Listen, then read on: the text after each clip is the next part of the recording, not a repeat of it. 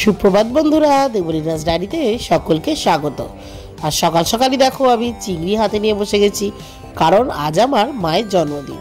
তো মেনু কি হচ্ছে বুঝতেই পারছো, মানে চিংড়ির হবে মালাইকারি। তো খুব বড় সাইজের চিংড়ি তো পেলাম না। দেখো চিংড়িগুলো আমি জাস্ট ধুয়ে দুদিকে দুটো টুথপিক দিয়ে সিকিউর করে দিচ্ছি, কারণ এই অবস্থায় যদি তোমরা চিংড়িটা ভাজো তাহলে চিংড়িটা কিন্তু গুটিয়ে যাবে না, আর যদি টুথপিক ছাড়া ভাজো তাহলে চিংড়ি ভাজার সময় গোটা গোটা থাকবে না, আর পুরো দেখবে গুটিয়ে যাবে।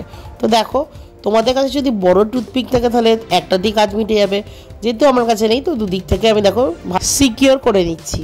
তো চলো, আমার মোটামুটি চিংড়ি সিকিউর করা কমপ্লিট হয়ে গেছে। আবার এরপর দেখো আমি একটা প্লেটের মধ্যে রাখবো। আর আমি নিয়েছিলাম 75 থেকে 90 গ্রামের ওয়েটের 9 পিস চিংড়ি। তো আমরা বাড়ির মেম্বারটা খাবো, তো 9 পিস এনাফ ছিল আমাদের জন্য। দেখো একটা একটা করে এইভাবে সাজিয়ে রাখছি। তো প্রথমে এইগুলো করে নেওয়ার পর আমি নারকেলের দুধ বার করবো। তো নারকেল এইভাবে আমি ছাড়িয়ে রেখে, মানে কুড়তে তো অনেক সময় লাগে, সেটা ছাড়িয়ে রাখিয়ে দেখো সহজ পদ্ধতিতে দুধ বার করবো। দেখো নারকেলটা আমি একটু জল দিয়ে মিক্সিতে ঘুরিয়ে নিয়েছিলাম। এবার জাস্ট এই জলটা ছেঁকে নেবো, অল্প একটু মিক্সি কন্টেনার ধোয়া জল একটু দিয়ে। এবার দেখো কীভাবে ছেঁকে নিলাম, আর নারকেলের দুধ কিন্তু বেরিয়ে গেল। তোমরা এইভাবে করো, দেখবে অনেক ইজি লাগবে। তো চলো এবার তোমাদের দেখাই আর কি কি আমি রান্না করছি। এই দেখো আমার রান্নাঘরের অবস্থা। দেখো আমি ফ্রাইড রাইস করবো বলে চাল এইভাবে সিদ্ধ করে ছেঁকে রেখেছি। ফ্রাইড রাইসে গাজর ভাজছি, চিংড়ি, পেঁয়াজ, আর দেখো চিকেনও হবে আর 5 রকম ভাজাও হবে। তো আমার রান্নাঘরের অবস্থা শুধু দেখো। চলো একটা একটা করে কমপ্লিট করি। গাজরগুলো প্রথমে ভেজে নিই, আর খুব একটা বেশি ভাজবো না, মোটামুটি 80% ভাজবো গাজর। চলো এবার চিংড়ি মালাইকারিটা কীভাবে করেছি তোমাদের দেখাই। পেঁয়াজ 1 ইঞ্চি মতো, আদা আর 2টো টমেটো কুচি কুচি করে আমি কিন্তু মিক্সিতে বেটে নেবো। মানে 2টো পেঁয়াজ, 2টো টমেটো আর অল্প আদা আমি কিন্তু মিক্সিতে বেটে নেবো। এবার দেখো যে কড়াতে মালাইকারিটা করবে সেই কড়াতেই চিংড়িগুলো কিন্তু ভাজতে হবে, কারণ চিংড়ি মাছে ভাজার পর ওই তেলটার টেস্টটা কিন্তু দ্বিগুণ হয়ে যায়। আর ওই তেলে যদি রান্না করো অনেক অনেক টেস্টি হয় কিন্তু। দেখো একটা একটা করে ভেজে নিচ্ছে। তেলটা কিন্তু ভালো পরিমাণে গরম হতে হবে। আর যেহেতু এইসব মাছের কোনো স্কিন থাকে না, সেই জন্য কিন্তু মানে প্রচুর ছিটকোয়। তো তোমরা নুন হলুদ অবশ্যই মাখিয়ে তবে কিন্তু মাছগুলো ভাজবে। দেখো মাছগুলো আমি খুব একটা বেশি ভাজবো না, কারণ যেহেতু সামুদ্রিক মাছ সুতরাং বেশি ভাজার প্রয়োজন হয় না, এমনিতেই নরম হয়। আর এই দেখো টুথপিকগুলো দিয়েছি বলে এইগুলো কিন্তু দেখো একদম সোজা হয়ে আছে চিংড়িগুলো। ভাজার পর তোমরা টুথপিক খুলে নিতে পারো, কারণ অনেকে হয়তো না জেনে হয়তো কামড়ে ফেলতে পারে, সেই জন্য তোমরা টুথপিক খুলে নেবে, কোনো অসুবিধা নেই। কারণ ভাজার পর এটা আর গুটিয়ে যায় না। তো তোমরা অবশ্যই বাড়িতে এই ট্রিক্সটা ফলো করে আমাকে কিন্তু কমেন্টে জানাবে যে তোমরা এই ট্রিক্সটা ফলো করে উপকৃত হলে কি না। আমি একটা টিভিতে দেখেছিলাম, তারপর থেকে কিন্তু এইভাবেই চিংড়ি মাছ রান্না করি, মানে যদি বড় সাইজের চিংড়ি হয়। তো চলো সব কটা চিংড়ি এবার ভেজে নিই। তো চিংড়ি ভাজার পর বললাম যে ওই তেলের মধ্যেই কিন্তু আমি বাকি রান্নাগুলো করব। আর মায়ের জন্মদিন মানে মাছ তো হবেই, মানে ভ্যারাইটিস অফ মাছ তো হবেই, কারণ মা আমাদের মতো মাছ খেতে খুব ভীষণ ভালোবাসে। আর চিকেনটা আমার মেয়ের জন্য করেছিলাম, একটু বেশি করে আনা হয়েছিল, আর আমরা অল্প অল্প করে খেয়েছি। মা কিন্তু মানে যে সাজিয়ে দিয়েছিলাম চিকেন সেভাবে খাইনি, কারণ মায়ের চিংড়িটা ভীষণ ভালো লেগেছিল।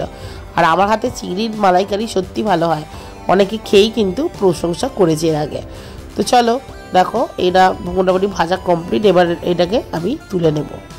তো তোমরা ভিডিওটা দেখতে থাকো যে আমি চিংড়ির মালাইকারিটা কীভাবে রান্না করি। চিংড়ির মালাইকারি অ্যাকচুয়ালি এটা ভীষণ ইজি একটা রান্না, এত কম সময় হয় যে কি বলবো। দেখো এই তেলের মধ্যে এবার আমি গোটা গরম মশলা গুঁড়ো করে রেখেছিলাম সেটা দিয়ে দিলাম, আর দিয়ে দিলাম দেখো ওই টমেটো, পেঁয়াজ, আদা বাটাটা এর মধ্যে দিয়ে দেবো।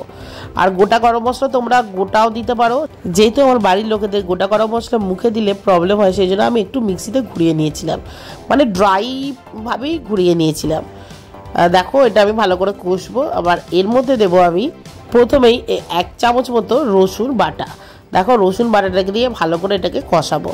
আর এরপর জাস্ট রুটির মশলা পড়বে, মানে হলুদ, লঙ্কা গুঁড়ো, জিরে গুঁড়ো, এরপর দিয়ে কিন্তু ভালো করে মেশাবে। আমি যে এই 3টে জিনিস দিয়েছি, সেই ভিডিওটা কোথায় ডিলিট হয়ে গেছে, সুতরাং তোমাদের দেখাতে পারলাম না। দেখো একটুখানি শুকিয়ে আসতেই মশলাটা আমি কিন্তু অল্প অল্প নারকেলের দুধ দিয়ে এটাকে কষাতে মানে শুরু করেছি। কারণ কেন জল দেবো, নারকেলে যেহেতু এতটা দুধ বেরিয়েছে। দেখো এবার চিংড়িগুলো দিয়ে আমি ভালো করে মশলাটা কষাবো, কারণ মশলা যেহেতু কষানো কমপ্লিট হয়ে গেছে, এবার চিংড়ির মধ্যে যেন এই মশলাটা ঢোকে। ভালো করে একটু কষিয়ে তারপর আমি দিয়ে দেবো দেখো নারকেলের দুধটা। তো তোমরা কতটা গ্রেভি রাখবে তার উপর নির্ভর করে দেবে। আমি তো একটু গ্রেভি রাখবো, আর কারণ এই গ্রেভিটা কিন্তু আস্তে আস্তে দেখবে শুষে গেছে। তো দেখো আমি অল্প নুন আর চিনি দিয়ে এটাকে একটু ফুটতে দেব, কারণ বললাম যে চিংড়ির মধ্যে এই গ্রেভিটা কিন্তু মিশে যাওয়াটা খুবই প্রয়োজন। দেখো 5 মিনিট পর আমি লিডটা তুলে দেখব যে কীরকম হয়েছে। আমি কিন্তু একদম মিডিয়াম ফ্লেমে এটাকে ফুটতে দিয়েছি, খুব হাই ফ্লেমে দিও না, মিডিয়াম ফ্লেমে দিয়ে কিন্তু এটা একটু ঢাকা চাপা দিয়ে রেখো। দেখো আরেকটুখানি গ্রেভিটা আমি মারবো, সেই জন্য কিন্তু আর একটু চাপা দিয়ে দিলাম। আর একদম আমার দেখো গ্রেভি একবার মানে পছন্দ মতো গ্রেভি আমি করে ফেলেছি। এবার এর মধ্যে দেবো 1 চামচ ঘি, এরপর জাস্ট এটাকে চাপা দিয়ে রেখে দেবে। আর কালারটা একটু পরে দেখো, আমি প্রায় 10-15 মিনিট পর এটাকে খুলবো। আহা হা, কালারটা শুধু দেখো, ঘি মশলা একদম মিলে মিশে একটা কিন্তু রেডিশ কালার এসেছে। চলো এটাকে এবার আমি প্লেটিং করে দিই। আর খেতে যে এত ভালো হয়েছিল মানে বাড়ির সকলেই বলছিল। তো চলো এরপর আর কি কি রান্না করেছি দেখাই। এই দেখো এটা হলো চিকেন করেছি, এটাতে আর মেয়েরটা তুলে আমরা একটু লঙ্কা দিয়েছিলাম, কারণ ফ্রাইড রাইস দিয়ে চিকেন খেতে কিন্তু দারুণ লাগে। আর এই দেখো মেয়েরটা মনে হচ্ছে কিন্তু ঝাল দেওয়া, বাট নয়, এটা ঝাল দেওয়া। ওর একটু লেগ পিসগুলো তুলে রেখেছি। চলো এবার জন্মদিনের আসল সেলিব্রেশন করি।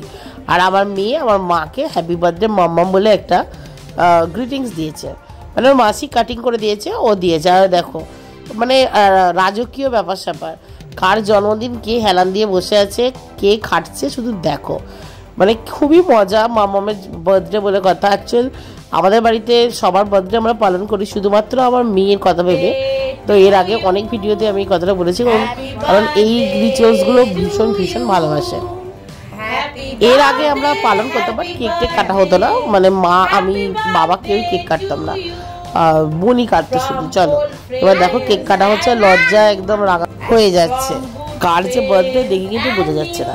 তো কেক কাটা হয়ে গেল, আর আমি, আমার বোন আর আমার হাজবেন্ড এইদিকে ছিলাম, সুতরাং আমাদেরকে সেভাবে দেখা যাচ্ছে না, কারণ আমরা ভিডিও করতে ব্যস্ত ছিলাম। বাবাকে বলেছিলাম তুমি পিছনে গিয়ে দাঁড়াও, তোমাকে ক্যামেরা মানে ভিডিও করা যাবে আর ক্যামেরা বন্দিও করা যাবে। তো চলো প্রথমেই তো মা সেই সেম ওর মুখে দিতে যাবে, আর ওর শুধু অ্যাক্টিংটা দেখো। প্রত্যেকের জন্মদিনে ইনক্লুডিং ওর জন্মদিনে এই নাটকটা তো চলেই, আর তোমরা কিন্তু এটাকে পছন্দ করো। আর বোন দেখো ছবি তুলছে, এই মুহূর্তটা সত্যি মায়ের সব থেকে প্রিয় মানুষের সঙ্গে তোলা ছবি, মানে প্রিয় মানুষ বলতে আমার মেয়ের কথা বলছি। তো চলো এবার মা কিন্তু আস্তে আস্তে বাবাকে, আমাকে, আমার হাজব্যান্ডকে, আমার বোনকে খাইয়ে দিয়েছিল কেকটা। আর কেকটা ছিল মন জিনিসের, ভীষণ ভীষণ টেস্টি ছিল কেকটা। আর যেহেতু বেশিরভাগই এটা আমার বোন মানে আত্মসাৎ করেছে, তো আমরা এক পিস করে জাস্ট খেয়েছিলাম। তো এখন চলছে ফটো সেশন, আর আমার মেয়ে দেখো একটা চকলেট তুলে কিন্তু চেটে চেটে খাচ্ছে, কারণ ও যেহেতু কেক খুব একটা পছন্দ করে না, একদমই পছন্দ করে না বলা যায়, খুব একটা বলাটা ভুল। আর দেখো আমার হাজব্যান্ড এত লম্বা, ও এসে কেকটা খাচ্ছে, কাটা পড়ে গেছে মুখটা। যাই হোক আমি ফটো অ্যাটাচ করে দেবো, তোমরা দেখে নেবে, আর শর্টসেও হয়তো দেখেছো। এবার দেখো আমি আসবো কেক খেতে, আর যে ছবি তোলা তো হবেই, স্বাভাবিক পোজ দেওয়া হচ্ছে। এবার দেখো আমি এসেছি কেক খাওয়ার জন্য। দেখো আমার হাজব্যান্ড যখন কেক খায় তখন যে ছবিটা উঠেছে, সেই ছবিটা আমি শেয়ার করলাম।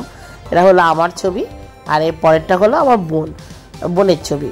তো চলো আবার তোমাদের আমি চিংড়ি মালাইকারি পথটা দেখিয়ে দিয়ে আর কি কি রান্না করেছিলাম তোমাদের দেখাই। ফ্রাইড রাইস, বেগুন ভাজা, পটল ভাজা, শাক ভাজা, আলু ভাজা, চিকেন, দই আর চিংড়ি মালাইকারি। আর কিছু করতে পারিনি, কারণ সারাদিন স্কুল ছিল, পড়ানো ছিল, তারপর এসে এইটুকুই জোগাড় করতে পেরেছি। মা তো ভীষণ খুশি হয়েছে, স্বাভাবিক, মা সারা জীবন আমাদের জন্মদিনে অত্যন্ত যত্ন করে আমাদের রান্নাবান্না করে খাওয়ায়, তো মায়ের কিন্তু এইগুলো খুব ভালো লাগে।